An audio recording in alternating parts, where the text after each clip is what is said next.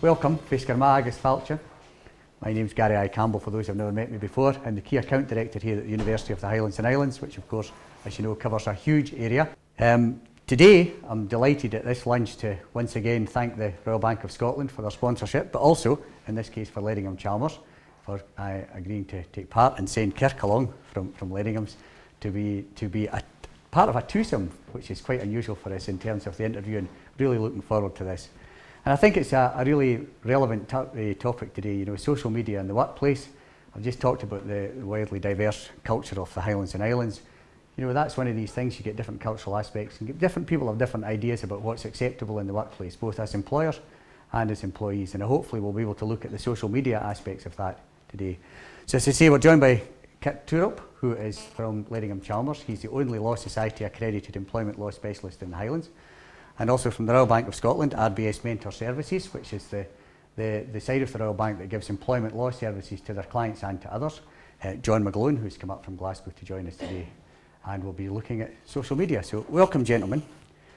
Hi, I suppose really to start, you know, people talk about social media, and if you're an employer, you might want to stop people using Facebook or Twitter or whatever else they want to do at their workplace. Legally, can they do this? You can. It's your workplace. So if you decide you want everybody to wear a blue suit, because that's the Gary I. Campbell workplace policy, you can do that. You can do that. Or a lovely grace, I should have said. You can do that. So if you say to people, you don't use Facebook, you don't use social media in the workplace, you're perfectly entitled to do that because it's your workplace. You know, whether you want to do it, that's a different question. At Ledingham Chalmers, obviously, you can tell I'm over 50, so I'm not actually being on Facebook every day. Youngsters like Gary and John will be far more familiar with social media than me. But if I wanted to go on Facebook during working hours, I can't, because by some magic at Ledingham Chalmers, we block the Facebook access. So you can do that, and that's a perfectly legal thing to do. Yeah, how you go about doing it, you probably want procedures and policies. You wouldn't want suddenly to block Twitter or block YouTube or whatever it is without letting people know. And I think John will have a view on policies and procedures. I think you've got to take into perspective not just a legal position, but where do we stand from an employee relations position as well, and take a balanced view. And what I mean by that balanced view is, should we give our employees access to that social media or any other communication in work time, and when within the work time? And as we just touched on there, policies, it sounds like a bad name, and you know, a straitjacket, and this is our policy and we're doing things. Well, without them, employees need some degree of clear guidance to know what the boundaries are. And it's not just a social media policy, I would say. It's the whole, how do these policies link in with other things, whether it be data protection, whether it be our discriminatory and equal opportunities policy, and effectively, what do employees from day one, if they join or when you introduce these things, know what the boundaries are? And I think you've got to take a common sense view on this, with the idea that we're fostering good employee relations as well, because it's all part and parcel, I'd say.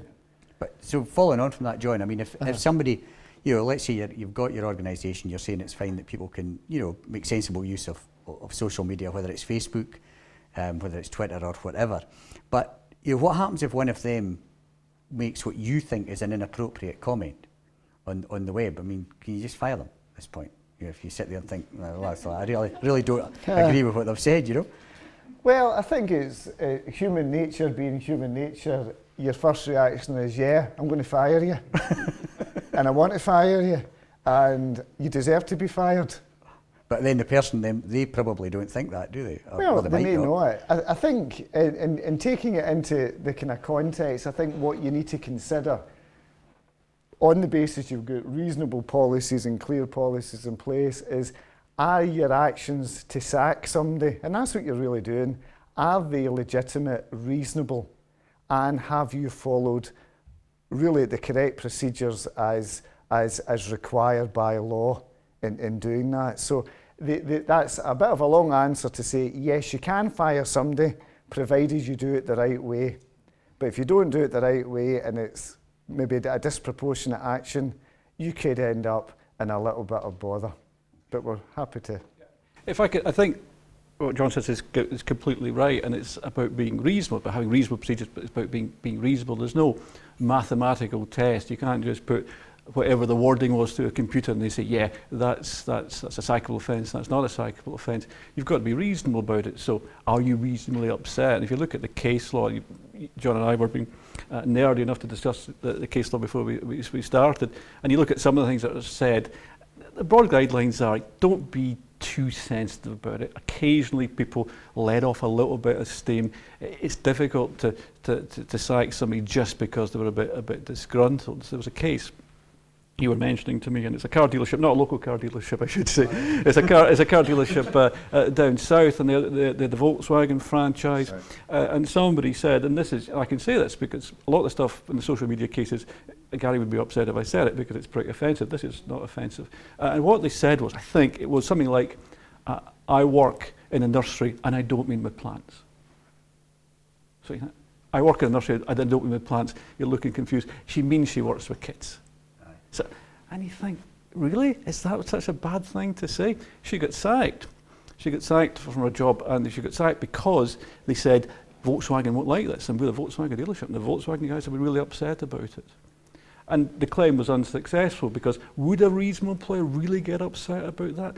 Chances are they wouldn't. Could they show that Volkswagen had got upset about it? No, they couldn't. And that's obviously a complete overreaction. But if you go to the opposite extremes, and this is where I have to be a bit careful about my language, there was a case, with the Dixons case, and somebody who worked for Dixons had put on their Facebook page, I work for Dixons, and they're a bunch of, and then they used a word which sounds a little bit like workers, but it wasn't workers. Okay. Now, you can fill in the blanks. Now, is it reasonable for Dixons to be upset about that? Well, I think it is.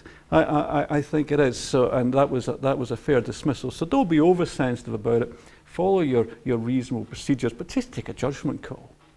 I think just to add to that, we're all humans and we're all prone to making comments. And the phrase, they were as good as a chocolate teapot, came to mind in one example. And that's what the lady said about her manager, and put it in Facebook, and her friend said, I really like that, that's quite funny. Lo and behold, the woman was called to task as an account of it, and she said, look, I'm really sorry, I shouldn't have said that. Very contrite, I've got, it's just not like me, but that's how I felt that day. Our employer said, well, we fully understand that, but you're sacked. Now, what it meant by being proportionate and reasonable was quite simply saying, take a kind of practical, pragmatic view that said, she said she was sorry, she's been with you for 15 years, never done anything before. What impacts it had? Well, maybe not much, and maybe the person just needs that steer on your behaviour. Does she have to lose her job? I don't think so. Yeah, could a reasonable person really get so upset about this that you would sack somebody?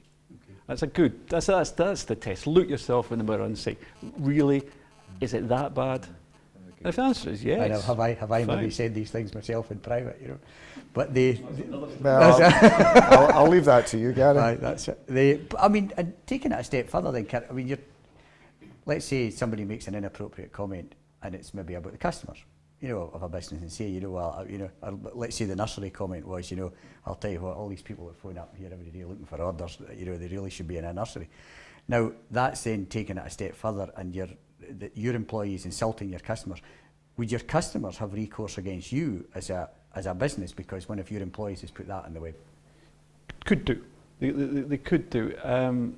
Obviously, if somebody is slagging off your customer base, your client base on Facebook, that would be a big issue for a lot of business, big issue for us, big issue for mentors. So that would up the ante for us disciplining them. Could a third party get legitimately upset, sue Royal Bank of Scotland, sue us? They could do. If somebody, I don't know, defamed, said, So we put on the Ledingham Chalmers Facebook page, say there is such a thing. Kurt's going to see Gary Campbell, the well-known axe murderer. Now, as far as I'm aware, Gary is not an you're not, are you? No, he's not an axe murderer. So that's defamatory. Could Gary sue Ledingham Chalmers for putting defamatory stuff on their website, summary in the course of their employment, doing something? Yeah, we could do.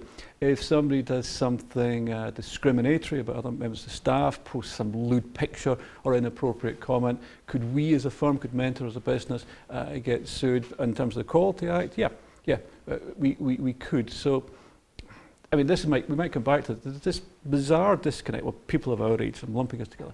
People of our age, the bizarre disconnect between the real physical world where we all are and the virtual world and cyberspace. And some people seem to think if it's in cyberspace, it doesn't matter. So you can say anything you want about your employers in cyberspace, you can say anything you want about other people, and you can do it to complete impunity. But the reality is the law in cyberspace and the law in the physical world which we're in, it's the same law. So if you defame somebody, it doesn't matter if you defame them on Facebook or you defame them on the front page of the P&J, you're still defaming them. Interestingly, there was a couple of jokers worked for a mobile phone company, and they were having a laugh and larking about and took their manager's phone and put in his Facebook site, I feel so much better, I'm now out, and I need to tell you all that I'm gay. And they thought, what a great laugh this is, and let's have a howl and let our pals see that. It came around that the chap said, I'm not gay, and I don't like what you've done, and you've actually discriminated against me. And not only have you done it as individuals, but the company, I'm taking you to court. Is this because it was because they were he employees? says I've been discriminated. Yep. He won his case, but what was very important, and I'll go back a little bit about the culture that you have in your organisation, they asked the question, were those two clowns, as I would call them, because they thought they were, sufficiently made aware that their actions and what they could be doing could be viewed as being discriminatory, as Curtis says, under the Equalities Act. And if you have put that measure in place, you might be able to defend it, but it's a tough one to defend. So what becomes a laugh and a prank cost them a significant amount of money.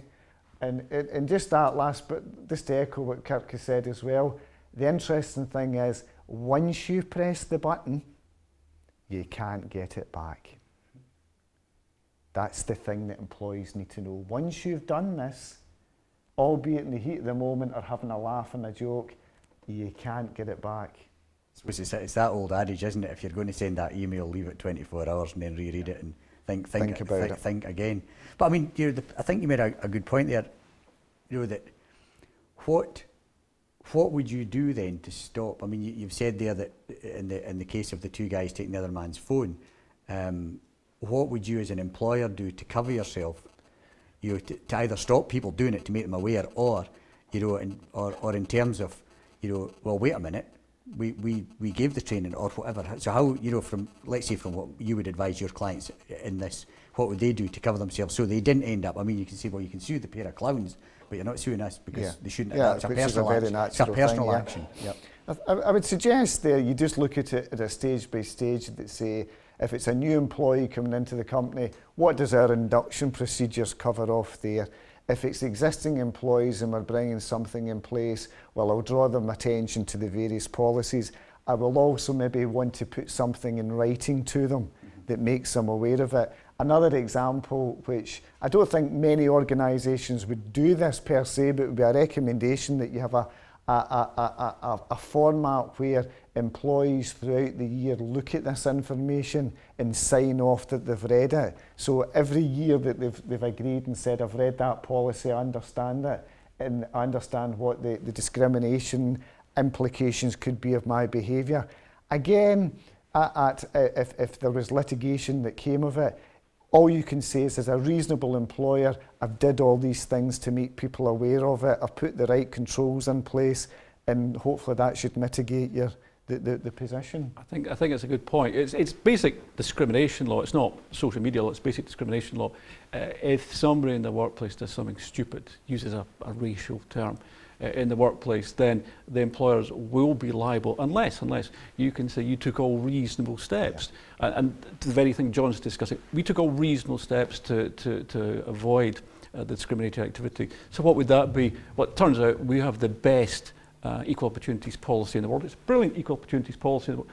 Nobody's read the damn thing. So we're not going to get off that way. That's not reasonable steps. So you do what John is saying. You're evangelical about it. You let people know that you've got the policy. This is the standard. You might have training in the workplace. It's a pretty big hurdle to get across. But if you can say you did everything reasonable to stop the idiots, the clowns doing what they did, or somebody making the racial term, you may have a defence. And one powerful thing to say to employees is, if you do this, you're on your own. Because we're going to defend the case. And you're going to get sued as well, and you're going to be on your own. Yeah, okay.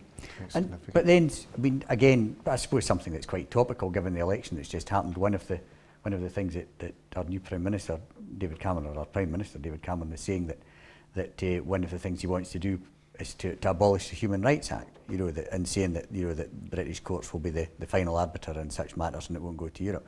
So let's say you're the employee taking this a step further. The employee in that case says, well, wait a minute, let's see the two clowns, as you call them, and I would wholeheartedly agree, I have to say, but I'll probably get sued for that, but never mind.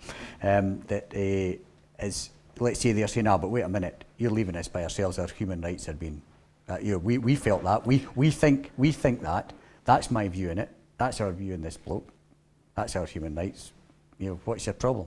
And that's exactly what people say. They say, human rights to privacy. You've been looking, maybe not so much the phone, but at the stuff people put on their Facebook page. Yeah. That's my Facebook page. That's private. What are you doing looking at my Facebook page? So I've got a right to privacy, but you don't because you've made it public. You've sent it to other people. So where's the privacy in that? Or freedom of expression. When I said the people at Dixon's were a bunch of workers, not getting tripped up. Nicely done now. That was my freedom of expression. You're breaching my human rights. The reality is that although certain people, the Daily Mails of this world, may get themselves really worked up with the Human Rights Act, as a lawyer, I'm not going to be crying if they abolish the Human Rights Act because of all the work I'm going to lose. It doesn't come up. If you think about it, if you think about all the employment legislation, the Employment Acts, the Equal Opportunities legislation, the data protection, the stuff that myself and John have to deal with day in, day out. It'd be a very surprising scenario if you manage to comply with all that legislation but still breach the Human Rights Act. You don't. And the reality is, if John and I get a claim in and somebody is pursuing it from a human rights angle and saying that you've breached my client's human rights, you know what? They can't think of a better argument. There's not something better to argue. So in reality, it is very, very rare for a human rights point to really come home in an employment scenario. I think what's important is, as well, Gary, is that in the practical sense of the word, is when an employee is challenged and they say to their employer, you can't do that, I've got rights, and in fact, you're infringing my human rights. A glib statement, a statement. I think that can often put the fear into an employer that says, oh no, what am I going to do here? And it's almost that little bit that somebody's made a remark, maybe trying to be knowledgeable when they don't have a great deal of knowledge, and the employer thinks, oh, I've done something, and maybe takes a step to walk away with it. And so, a chap who worked for Apple Computers or Apple Retail made that remark about he was very unhappy that he didn't get a promoted job abroad and all manner of things, wrote lots of information in his Facebook site, criticising Apple customers, criticising Apple themselves, lots of things, and he did say in the claim, I've got the right to express how I feel, and that's my privilege to do that. And the tribunals gave that short shrift, just as Kurt was saying. It's very much, well, if it's private life, why did you publish it in a public forum? If it's freedom of expression, well, let's just have a wee look about that. The nuances of the law, and I don't really want to get into the minutiae of it, is maybe a slightly different approach if you work in the public sector compared to the private sector with human rights legislation. But on the face of it, my general wouldn't discard it, but it seems to be a lot of short shrift that's been getting in the courts, but certainly would say to employers, if an employee expresses that, well, by all means, my answer would be, you very well have rights, but so do I, so let's have a think about them. And there's nothing in the Human Rights Act that says you could be a complete idiot in Facebook. Yeah, absolutely. Yes. True enough. Something you mentioned there, Kirk, I think is worth exploring as well. You said there, you know, that what right do you have to look at my Facebook page? What rights do employers? I mean, let's say, I'll give you an example. I was told just the other day there of a large multinational firm that one of my relatives works for, who were very explicit at the outset when they were recruiting, and they said, we will do a number of checks, one of which we will check out your presence on the internet. I mean, can people do that? And then can you do it when they're still, as an employee? I mean, could UHI here, for example, come and look at my Facebook page, heaven forbid, not that there's anything on it. But, you know, are you allowed to do that? Or is it? I mean, it's a really good point. There's two questions. There's one, should you do it, and do people do it? And I'm looking about to see if there's HR people. I think there might be one or two HR people here. And so somebody's applied for a job, they're shortlisting them, the interviews are coming up. Do they vet them on looking at their social media presence? Do they do it? I think the chances are it's a very tempting thing to do, and maybe occasionally, not at UHI obviously, but maybe occasionally, but people do that. Should you do it? Well, there's two potential traps for it. It might be a very sensible thing to do. You might find out the person again is the mad axe murderer, which you're not, or there's just something on their Facebook page that it's good to know. But the two problems are, the first problem is data protection. I won't start on data protection because John and I could be here for hours. Data protection is a big subject in itself. But very briefly, your Facebook information is your property, it's your data. So if I'm using that, so if you put in a subject access request, or you want to know why you didn't get the job, and it turns out I vetted you, and my Facebook page tells me what my politics are, what my religion is, what my sexual orientation is, I don't get the job because I'm an idiot and I'm not good at what you want me to do. But I think, you know, I was really good. I'm a really good person. How come I didn't get the job? And it turns out you've been looking at my Facebook page and you know my religion and you know my race, you know all that sort of stuff. And I might say that's the real reason. So the trap for looking at Facebook page is two things. It's having the information, personal data, which you might not have a good answer for why you've got my personal data, which is my holiday pictures and all the stuff you get on Facebook. But secondly, you might find out something you don't want to know, because I say that is the reason you did me down. I would agree. Putting it in a different approach, you might think you are the HR version of Columbo. For those who remember Columbo, and I'm thinking, right, here we go, I can find out about you. I'm just thinking of Columbo and the internet. Yes. The insight, and you might think, well, that's helped us, we've made a decision. I would ask myself, if this is challenged, how would I respond to it? If I am asked, I didn't get the job, can you, and I know that you checked out my Facebook, or what is it you would reply to that individual with to avoid you getting into potential hot water? I mean, and it's a brilliant point, and it's two things. It's not that eventually I raise the claim, turns out I'm an idiot, that's why I didn't get the job. But you've encouraged me to make the claim by having my religion, my sexual orientation on a UHI file. Mm-hmm. And that's enough for me to make the claim. Now, you might win the claim, but you still have had all the hassle of the claim. Now, if there was nothing on file, you didn't know what religion I was, you didn't know what sexual orientation I was, then you've not encouraged, you're not pushing me to make the claim. Okay. And then what about when people in work? Can you, as an employer, can you go and look? You sit there and think, someone's at it here. I'm not 100% sure. Let's say someone's off. They're off sick, and then you hear a rumour that they might be out in Inverness on a Saturday night. I mean, can you go on and look on their Facebook page and just say, and then just see, go fishing for evidence? Well, Will I kick off? Yeah, I mean, we're back here. Well, I'll hand over to the story. There's not much. If I've done something really stupid, I'll give an example. A quick example. First time I came across social media from an employer's perspective was years ago, and it was Bebo. Did everybody remember Bebo? That's how long ago it was. Bebo. That's for the over 40s. Yeah, it was. The over 50s have got nothing. Bebo is the over 40s. I'm over 50s. So I'd never heard of Bebo. Anyway, this was a worker, and she was too ill to go into work for months and months and months. She'd be too ill to go into work. It happens. But she was so ill, she couldn't even go to occupational health. And you've got to be pretty ill not to be able to go to a medical appointment. And of course, she had their GP, as they always do, backing her up, saying, yeah, she's too ill. So after a while, somebody said to the employers, you might want to have a look at her Bebo page. Okay, look at the Bebo page. And her social life is something to behold. I mean, Gary, you would be hard pushed to match the social her. She's out every night, she's having a great time, and just for good measure, she adds that she's looking for a new job.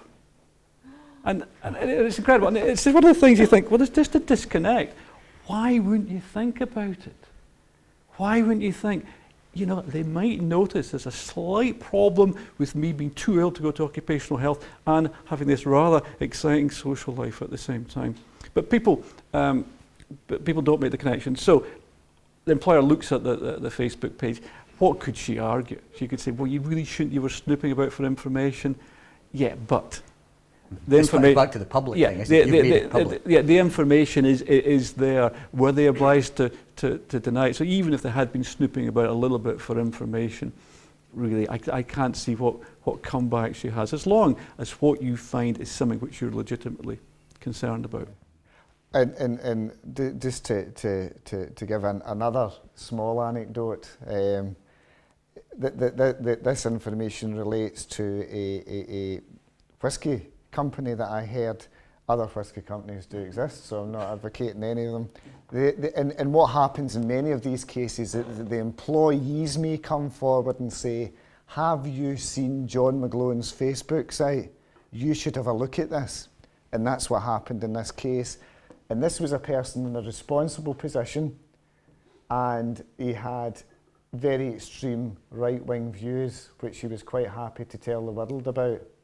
And interestingly so, this employer who was distributing its product throughout the world had only a few weeks before the rabbi in, who was before the goods could get exported to Israel, had to be going through what the rabbi does. Forgive me, I don't know, but that's what he did there.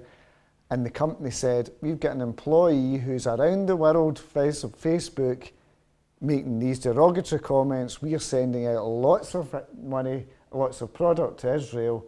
This is putting our reputation at risk. We need to research more about that, do a thorough investigation, and quite rightly, in my opinion, and it is only my opinion, the guy lost his job. And for that reason, that also is very important, that employees should feel comfortable and have the right to come forward to say to their employer, you should be aware of this. And that again fosters, if we go back to the right at the start, good employment relations, good culture, that they feel, I can go and tell my employer this without fear of reprisal. Is a good position to get into. Completely agree with that. I suppose the technical answer, if you want the technical legal answer to your question, Gary, is that the Information Commissioner doesn't like people snooping about.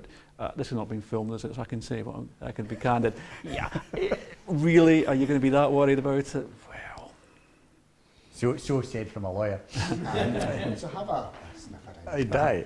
And just, I mean, I think something you said there, you know, as an employer in the past, I've had exactly that when the rest of the employees came to me and said that you might want to look at somebody's Facebook page. And what actually happened was the person got to be 5 minutes before I was out looking for them because I'd seen the Facebook page and was going to start the investigative process, and a letter of resignation appeared in my desk under my nose, which saved a lot of problems, I have to say. But it was the employees who did it.